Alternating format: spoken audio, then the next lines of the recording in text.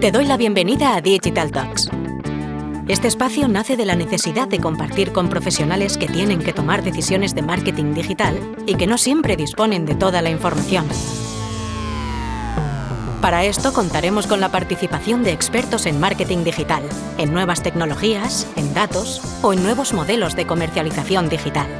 En resumen, participarán profesionales que ponen mucho cariño a lo que hacen, pero sobre todo, contaremos con personas que admiramos y de las que todos los días aprendemos.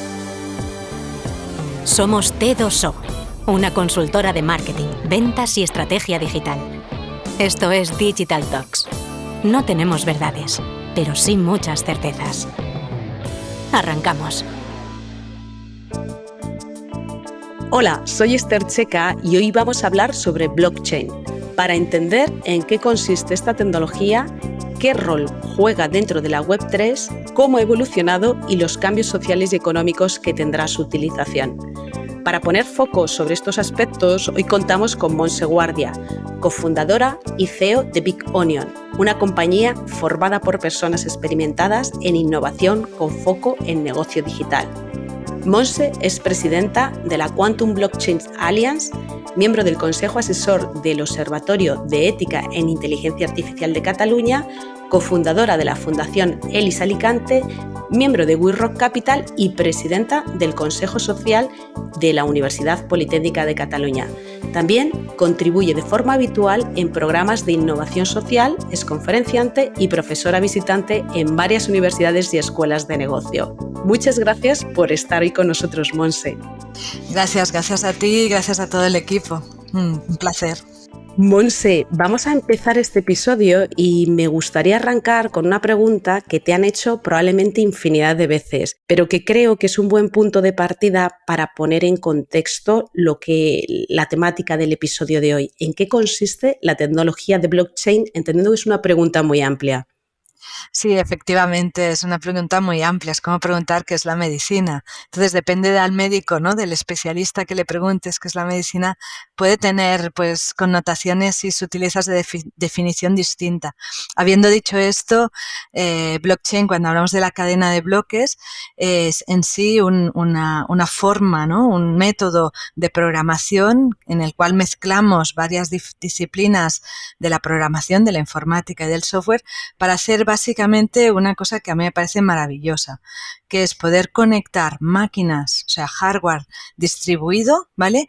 En organizaciones distintas, ¿vale? En personas y en organizaciones distintas, conectadas a través de Internet, pero con la capacidad de transmitir securizadamente, de forma segura, en un bloque, a través de una cadena de bloques, información que es la que han elegido compartir.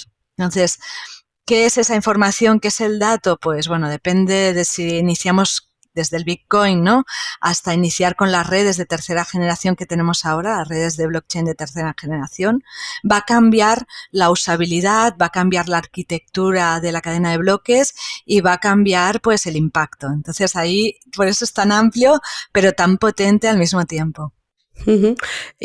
Conectando con esto que nos estás comentando, Montse, empezamos a escuchar mucho el concepto de Web3. ¿Qué rol juega esta tecnología, qué rol juega el blockchain dentro de la Web3?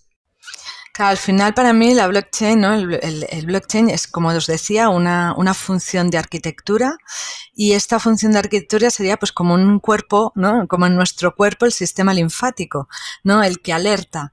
Bueno, la blockchain te permite hacer lo que llamamos el registro, o sea, un tatuaje en la red, o sea, decir, esto ha pasado por aquí en este momento, y lo permite hacer de una forma mutualizada entre múltiples ordenadores que están en múltiples sitios.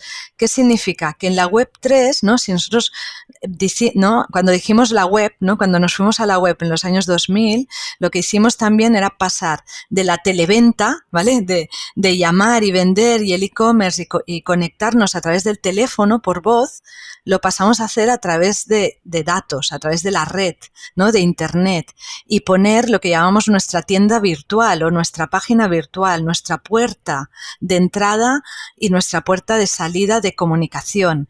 en la web 2, ¿vale? En la web 3 lo que estamos haciendo es algo más sofisticado. Es como cuando nos vamos a comprar a un centro comercial, ¿vale? En el centro comercial tenemos varias tiendas, tenemos el cine y todo, ¿no? Tenemos pues algunos cines, tenemos los lugares para que los niños jueguen, o sea, hay entretenimiento, ¿no? Si nos fijamos en un centro comercial, hemos visto que no solo hay nuestra tienda, ¿no? O nuestra puerta de entrada y salida, sino que estamos compartiendo el espacio con otras puertas de entrada y salida en un mismo lugar, ¿vale? La web 3 nos va a permitir esto, nos va a permitir estar en un mismo lugar digital, ¿vale? Un mismo espacio digital, pero a la vez eligiendo a dónde vamos a comprar o a dónde vamos a entretenernos o qué vamos a hacer ahí.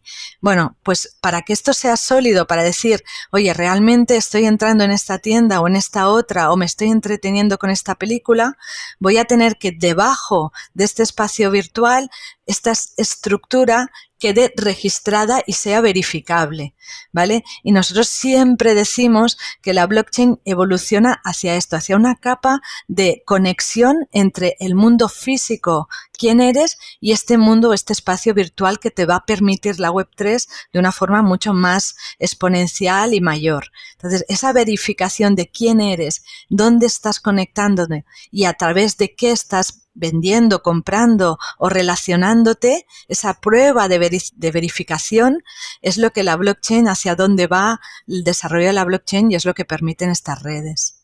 Monse, como directora general en su momento y cofundadora de la red de Alastria, ¿en qué fase de desarrollo se encuentra ahora mismo esta tecnología cuando en su momento arrancasteis la red y el momento en el que nos encontramos ahora? Lo bueno de Alastria es que en verdad no es una red, ¿no? Alastria tenía 3 ejes de trabajo y tiene 3 ejes de trabajo. El primer eje es el agnóstico en tecnología. Oye, cualquier reto, desarrollo, blockchain, que son múltiples y diversos, tiene cabida en la asociación, ¿vale?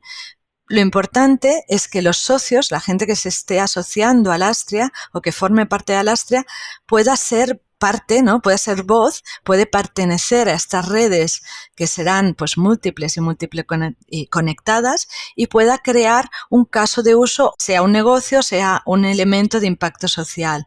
Entonces, todo el mundo, ¿no? Por eso es un consorcio, ¿no? Un consorcio, una asociación de empresas pequeñas, medianas o grandes, y también administraciones públicas o universidades, porque en ese espacio que es el consorcio, esta asociación, una de las partes es la tecnológica, pero hay 2 partes más importantes, que son la jurídico-legal, oye, ¿esto cómo lo hacemos y cómo queda estandarizado, normalizado? Y la otra parte es qué caso de uso, o sea, cómo vamos a aplicarlo y cómo va a impactar. Entonces, los casos de uso de blockchain son distintos y pueden ser verticales de un sector, pero sobre todo, y es para lo que sirve la blockchain, tienen que ser transversales entre múltiples sectores. Entonces, en el momento que la creamos, ese concepto de trabajar en transversal, ¿no? Trabajar la banca con los seguros y con las compañías de energía y con compañías que midan el CO2, este concepto de trabajar mutualizado en una misma infraestructura, aunque sea segmentada, y cada uno cumpliendo ley de competencia y cumpliendo todas las leyes alrededor de cómo trabajar juntos en un modelo transversal digital, bueno, pues eso ya se creó, ya está funcionando, y esto nos tenemos que un poco sacar pecho y estar orgullosos de que ahora mismo Alastria pues pudo y tiene un estándar de identidad digital normalizado, una norma UNE, ¿no? Que además es patrón internacional, y al mismo tiempo pues que ya tenemos, pues creo que son casi 600 empresas trabajando entre ellas en creando casos de uso, y luego pues más o menos unas 100 startups. Entonces, para mí, pues una primera fase de lanzar y que esto esté en el, ¿no? esté en el mercado, esté impactado, y que entendamos que existe esta tecnología para usarla, eso fue pues la primera fase de Alastria, y debe crecer y debe continuar. Entonces, ahora mismo, a nivel tecnológico, que es lo que me preguntabas, lo más emocionante que hay es que ya estamos en la 3ª generación de redes con algoritmos de seguridad, de encriptación mucho más potentes, y con gente que está haciendo los deberes de seguir trabajando en esta tecnología porque cada vez sea más sólida y esa conexión uno a uno en el mundo digital y el mundo físico sea más veraz, ¿no? y ahora pues todavía tenemos mucho camino que recorrer ahí. Esto último que estás haciendo referencia y en la fase en la que nos encontramos, ¿qué cambios traerá y está trayendo la incorporación de blockchain desde el punto de vista de negocio y social? Claro, tenemos dos ejes, ¿no? El primer eje para mí es la eficiencia, ¿no? Blockchain o sí te obliga a repensar los procesos, ¿no? Como organización, ¿cómo te organizas, no? Al final un proceso, esa palabra también abstracta muchas veces, un proceso simplemente es cómo te organizas, quién hace qué y cuándo, ¿vale? Y cómo tú, como organización, sabes que alguien hace antes que ti algo para que tú puedas hacer lo que tienes que hacer, ¿no? Y alguien hace algo después de lo que tú has hecho.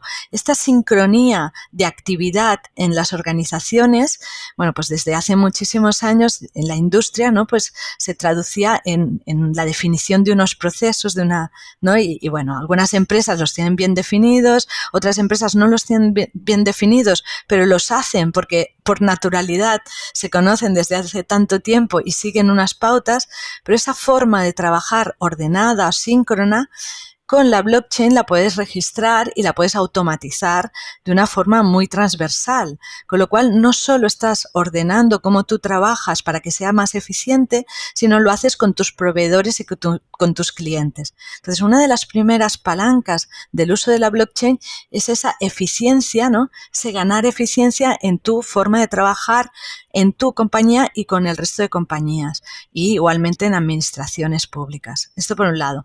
Pero por otro lado, al ser una tecnología disruptiva, es decir, oye, me voy a ordenar de una forma que sea mucho más ágil y más rápida, pues ¿qué está pasando? Que se está utilizando para cosas que hasta ahora nunca lo habíamos podido utilizar. ¿Qué significa? Pues trabajos para los cuales antes necesitábamos 10 meses. ¿Y por qué? Porque tenías que hablar con uno, hablar con el otro, escribir 3 documentos, mandarlos por ahí, y nunca se les ocurría hacer todo este trabajo para algo que nos parecía que no tenía valor. Bueno, como ahora esto se simplifica con la blockchain, empieza a tener mucho valor. Entonces, a mí me interesa muchísimo esta área de lo que llamamos de innovación disruptiva, de cambio por empuje tecnológico, y sobre todo cuando lo aplicamos a los objetivos de desarrollo sostenible. Oye, realmente con esta tecnología vamos a poder trazar, a poder decir, efectivamente, esto es lo que estoy gastando, lo que está siendo mi huella de carbono en mi empresa, y lo estoy registrando en la red y lo estoy midiendo y lo estoy compartiendo para ajustarlo, ¿no? Pues esto, que son, pues lo mismo te diría con la diversidad, ¿no? Cualquiera de los objetivos de desarrollo sostenible que te permita verificar algo complejo, medirlo y guardarlo en este archivador digital que es la blockchain, y que queda ahí como un tatuaje por vida y que lo puedas comparar con otros, eso son casos de uso fantásticos, ¿no? Y siempre hablamos, en lugar de hablar de aplicación de la blockchain, hablamos del caso de uso, ¿no? ¿Cómo lo uso? Y eso tiene mucha potencia.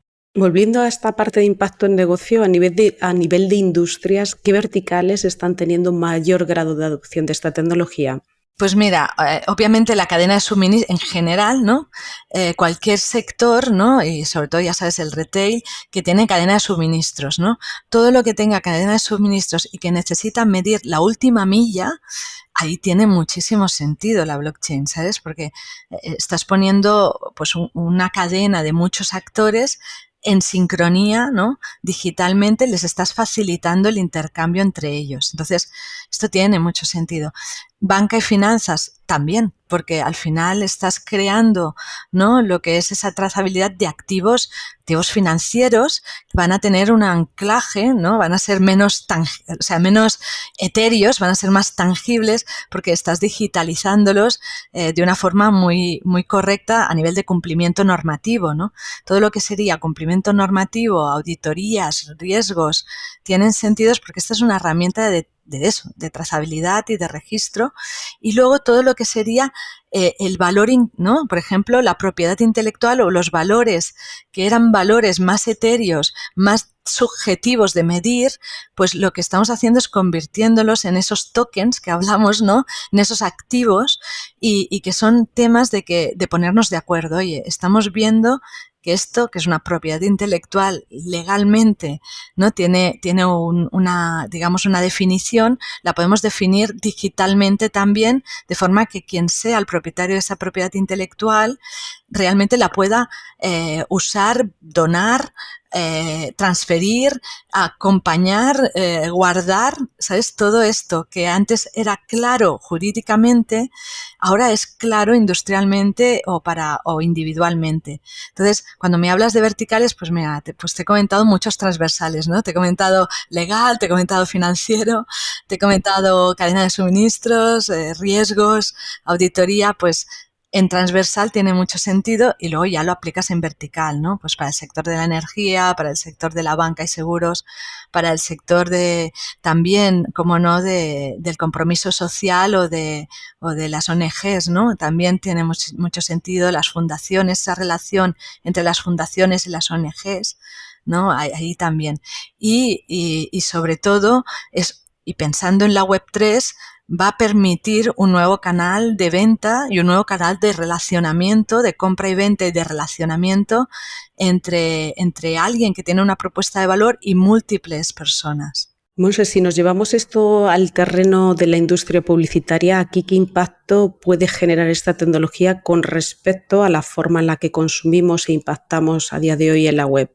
Yo creo que el gran impacto es el cambio, ¿no? Nosotros hemos tenido un cambio, estamos en el siglo XXI, ¿no? Y llevamos 22 años de un compromiso, ¿no? De nosotros creer que tenemos que relacionarnos en nuestra compra y venta de otro tipo, ¿no? De otra forma. Entonces, ese compromiso de decir, lo que yo estoy comprando, yo quiero saber de dónde sale y quiero estar segura de que hay una trazabilidad, de que realmente estoy comprando algo que no tiene un impacto negativo en el planeta, que estoy comprometiéndome a que hago ese intercambio de valor porque quien sea que me está vendiendo algo me es transparente, me dice quién es y cómo es y qué valores tiene y ¿no? Estoy alineada con esa marca. Entonces, yo creo que es muy potente a nivel publicitario por los valores de marca, ¿no? Ese diferencial, ¿no? En el contexto actual donde es internacional, estamos siendo compradores globales gracias a los canales digitales,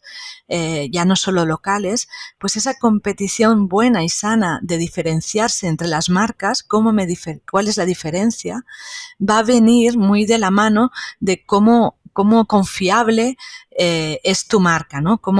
Qué reputación, no solo es la reputación, sino cómo me verificas con evidencias que la reputación que tienes de hacer las cosas bien o de estar cercano a las cosas que a mí me gustan es verdad, ¿no? Y es real, aunque estés a 100.000 kilómetros, ¿sabes qué te quiero decir? Entonces esa cercanía de la marca globalmente con cualquier persona es muy potente, permite a las pequeñas y medianas empresas estar en la misma liga que las grandes empresas. Otra cuestión que se me plantea y que es trending topic básicamente son los aspectos de seguridad. Y en este caso a la blockchain se le atribuye en cierta forma un mayor grado de seguridad con respecto a las interacciones digitales que tenemos ahora. Aquí, bajo tu punto de vista, ¿cuál es su aplicación dentro del contexto de la ciberseguridad? De hecho, eso es lo que más me atrae, ¿no? Toda la arquitectura de blockchain, o sea, todo el blockchain nace y de eso que nosotros hablemos de criptoactivos, ¿vale? De cripto es criptografía, bueno, y ya le llamamos ciencia, ¿no? Que es la criptología, ¿vale? Pero criptografía, ¿no? Y hacer algo que sea, ¿no? Codificar, hacer algo, encriptar algo que estás transmitiendo en la red es la base de la ciberseguridad, ¿vale?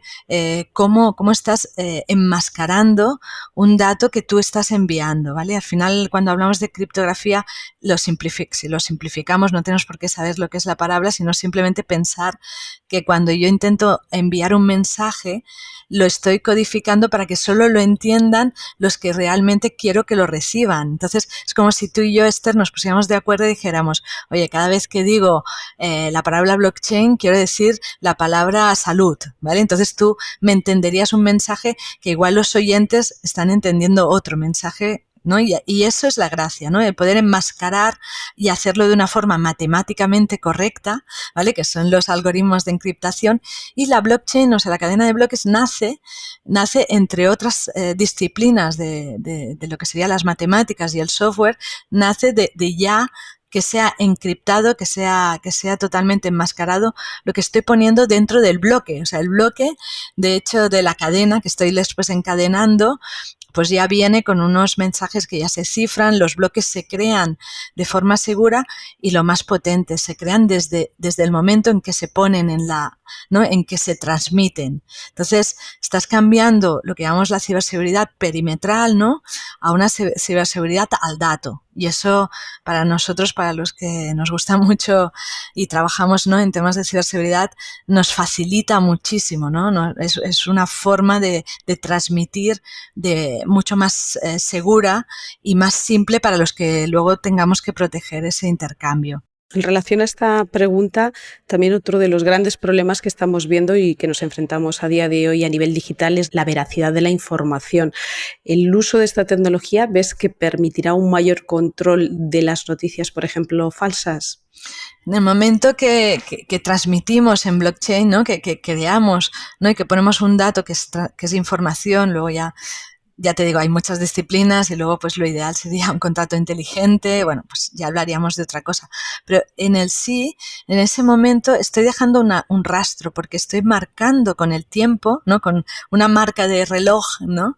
Que decimos como un tatuaje en la red, que he sido yo, que ha sido mi ordenador, que ha puesto esa información en ese momento. Entonces, quieras que no, pues nos permite hacer, ¿no? Verificar que hemos sido nosotras, ¿no? Ha sido quien sea esté usando ese ordenador, pero de una forma mucho más pura, ¿no? Que no, pues obviamente esto lo podemos hacer con otra tecnología de software, pero en este caso viene en la arquitectura mismo, ¿no? Y entonces esto nos da una trazabilidad, sobre todo trazabilidad y registro de lo que se está haciendo en la blockchain y por quién se está haciendo, aunque sea pseudoanónimo. Luego ya trabajaríamos todo el tema de la privacidad y cómo aplica la blockchain la privacidad. Pero realmente nos da una capa más de autentificación de qué se está haciendo y por qué se está haciendo. Uh-huh. Desde un punto de vista del ciudadano, al final, ¿cómo acercas la tecnología al ciudadano? Porque el ciudadano escucha mucho o escuchamos mucho diferentes conceptos, pero luego la realidad es cómo lo incorporamos o cómo percibimos esa incorporación en nuestro día a día. Y aquí la pregunta que se me plantea es en qué momento esta tecnología formará parte de nuestras vidas y que el ciudadano lo perciba como algo orgánico. Claro, ya está formando parte de muchas vidas, ¿no? De hecho, cuando trabajamos con token o cuando hablamos de los criptoactivos o ¿no? Con cierto matiz lo de moneda, ¿no? Porque ha de haber se ha de aplicar una política monetaria, pero bueno, lo que sí que hay muchos ciudadanos que ya tienen lo que llamamos su cartera digital, ¿no? Y ahí tienen unos tokens y luego, bueno, pues hay que trabajar en el marco jurídico y normativo de estos tokens, de este intercambio de tokens. Entonces, esos tokens que le llamamos criptos, ¿no? Pues bueno, están ahí y ya se están usando. A mí lo que me gusta y me interesa es que también se están usando, por ejemplo, en casos de empresas que ya no son startups porque ya han recibido su inversión y ya están ahí trabajando desde hace 5 años o 4 años, que son, por ejemplo, para medir las huellas de carbono, ¿no? Esto ya está pasando y hay empresas, ¿no? Y sobre todo hay casos de uso de blockchain entre empresas, ¿no? Lo que llamamos el B2B, entre empresas, pues ya están trazando los bancos determinadas actividades, determinadas funciones y ya, por ejemplo, se está trazando medidas de la huella de carbono o otros valores. Entonces, ese uso entre empresas ya se está usando. Ese uso con con las billeteras digitales o lo que llamamos las carteras digitales está ya encima de la mesa, pero ¿cuándo va a ser ampliamente, masivamente utilizado? Va a ser cuando consigamos, ¿no?, profundizar en lo que llamamos la identidad digital. Y esa, la identidad digital, es algo que os recomiendo que sigáis. Europa ya se ha posicionado y ha sido algo que hemos empujado, ¿no?, activamente, en que haya una normativa y que realmente lleguemos a tener lo que llamamos esa identidad digital europea, que qué es, ¿no? Y que tampoco, y por qué está relacionado con la blockchain. Bueno, pues esa identidad digital lo que es la capacidad de tú como ciudadano, como comprador, como persona que va a un gimnasio, como pues que tengas tú la llave para entrar en estos espacios digitales que van a ser pues o bien tiendas o bien escenarios en los cuales tú vas a participar. ¿Vale? Entonces vamos a cambiar la forma como nosotros accedemos a Internet y a los servicios y a los productos que nos ofrece Internet, teniendo nosotros en nuestras carteras, ¿vale?, digitales, esas llaves para ir accediendo a distintos servicios o productos. Fíjate que cambiamos la arquitectura, ¿no?, de cómo vamos a relacionarnos nosotros con Internet. Ahora, pues, o te acuerdas de tu login y tu password, o pones tu huella o tu dato biométrico que no sabes, porque tú aquí estás haciendo tres cosas. Estás, por un lado, ¿no?, te estás identificando, oye, soy Montse Guardia. Alguien que es el proveedor de producto o de servicio te está diciendo voy a autentificar, voy a ver si eres Montse Guardia, y después te está haciendo autorizando. Oye, sí, eres Montse Guardia, tienes cuenta en mi banco, te dejo hacer una transferencia, ¿vale? Bueno, pues este mecanismo pues con la identidad digital, y ese es el trabajo que todavía se está haciendo, va a cambiar, va a decir, oye, yo ya estoy autentificada, ¿no?, y yo sé que quiero comprar esto en tu tienda, ¿no? Un poco como lo hacemos cuando vamos a comprar el pan, ¿no?, si no conocemos al panadero, ¿no? Tú entras ahí en la panadería, oye, 3 barras de pan, ¿no?, y te vas, y nadie te pregunta si eres Montse Guardia o Esther Checa, ¿no? Muy interesante, Monse.